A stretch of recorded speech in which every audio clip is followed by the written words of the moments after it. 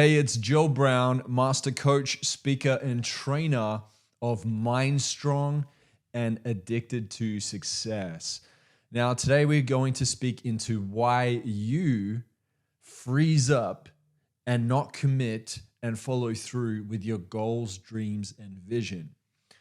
This here is a typical pattern for the procrastination type called the dreadhead. Okay, there are 6 procrastination types. And if you don't know what your type is, you can always go to doquiz.com. That's DOQUIZ.com. And you'll be able to find out very quickly within 3 minutes of taking that quiz, you'll find out what your type is and you'll receive a free report that I have put together to find out how to tackle this. Now, it's funny when I ask people, do you procrastinate? They often will say, no, I don't procrastinate. And that's because they mistake movement with progress, right? When I say movement, what I mean is that some people get really busy doing things, or they sit around thinking about what they're doing, but they're not actually implementing it and they're not progressing closer to their goals. And the dreadhead is really good at this. The dreadhead tends to turtle in and hide away when it feels like the goals or the vision is getting really big, because they can become easily overwhelmed with emotion when they feel like the task is way too huge, like it's outside of the faculties of their mind. They don't have the agencies within them to be able to execute on this dream. And I understand that. I have felt like that at times. And if you're watching right now, even if you don't identify as a dreadhead, we all can have some of these patterns, but the dreadhead tends to have this as a big primary pattern that they struggle with. So the way I look at it is that your comfort zone that you're currently in is your identity. Your identity is your comfort zone.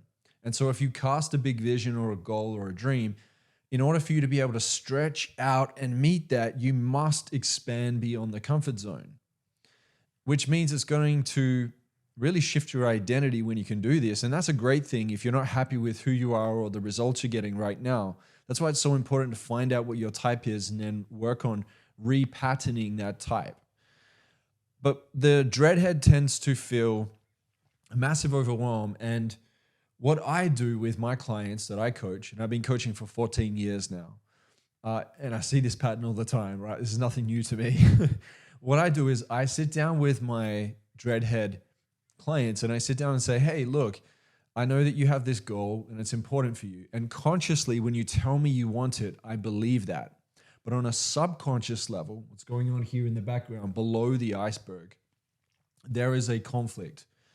I don't believe in self-sabotage. A lot of dreadheads, and even if you're not a dreadhead, a lot of time people say, it's self-sabotage. But the dreadheads often will say, I'm self-sabotaging. The truth is that there are 2 worlds that exist within you. There's the aware and the unaware, the conscious and the subconscious. And when someone says, this is what I want to achieve, I believe them because that's what they consciously want. But on a subconscious level, there is a program there. There's a story you tell yourself that says that you're not prepared enough, or you're not big enough, or great enough, or you don't have the resources, or you don't have the network, or you don't have the money, or you don't have the talent, or whatever it may be, right? And this keeps the dreadhead stuck in their comfort zone instead of learning how to be able to come out of it. Now, we want to chunk those goals down that you have so they feel like smaller stepping stones and not so overwhelming. So for example, instead of saying something like, I'm going to sit down and read a whole book, and then I'm going to make 20 calls today, and then I'm going to post 10 pieces of content by tomorrow. That sounds very overwhelming for anybody, but the dreadhead would absolutely freak out with that. Instead, you would say, hey, look, I'm going to read 3 pages of a book, knowing that if I stuck to it consistently over 3 months, that I will eventually get to at least halfway or the end of the book, depending on how thick the book is. I will jump in and make 2 calls a day, right? That seems manageable, but it's better because you know that story that the tortoise won the race, but the hare who bragged and showed off and rushed ahead and ended up having a rest ended up losing and coming second. It is really about consistency.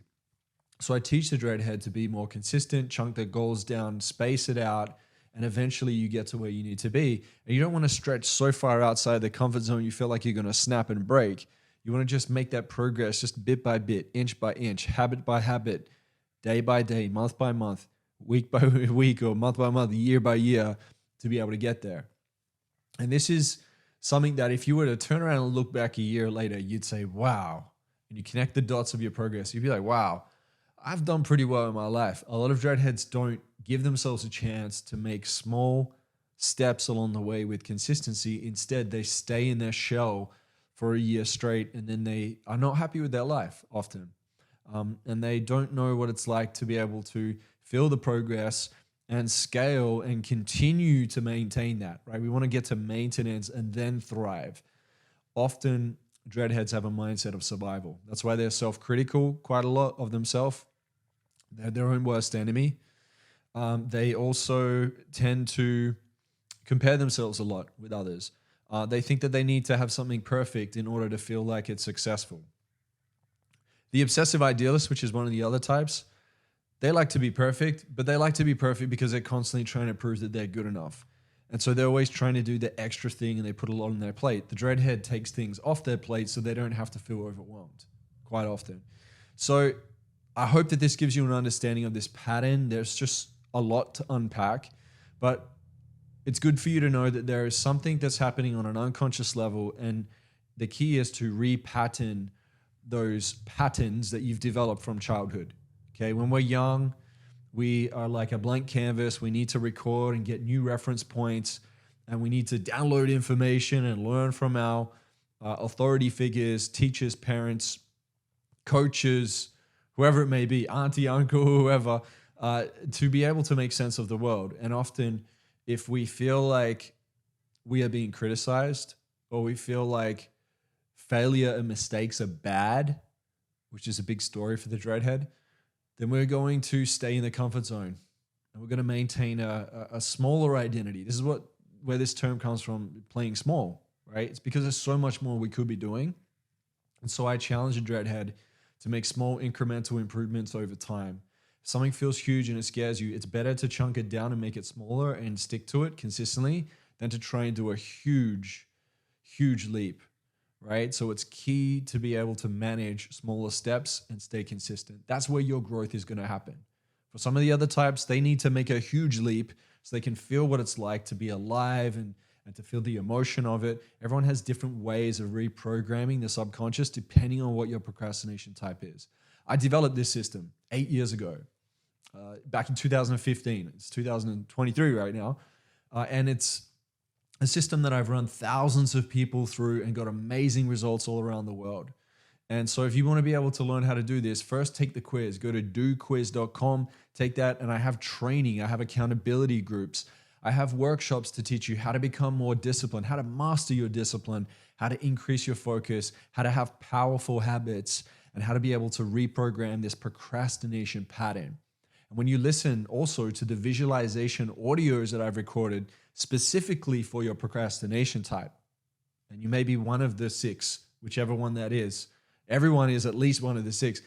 But when you find out which type you are and you listen to the visualization audios, it helps you every day to go against and counteract those old patterns you've been carrying for so long and recreate new. And we have so many testimonials of people that have been able to break through their procrastination patterns. So I hope that you take the quiz. It only takes a quick 3 minutes. It doesn't take that long at all. You're going to learn so much about yourself. And the key to massive success is massive self-awareness. And this is the beginning of your journey of really understanding more about why you have formed this pattern and how you can start showing up differently to achieve success, to achieve financial freedom, and to be able to unplug from a system and not feel like you're constantly being bombarded by the noise out there and the overwhelm of everything that's happening in the world. And you start to master yourself, and you can master your life. All right, so go to doquiz.com, take that quiz, and I'll see you hopefully in our academy where you can learn how to become more disciplined and create some more financial success for yourself and just mastery in all areas of life. Thanks for tuning in. Make sure you subscribe. Share this video with somebody that you feel needs to hear it, and send the quiz out to your friends, family, and followers too, so they can find out more about themselves to achieve more success.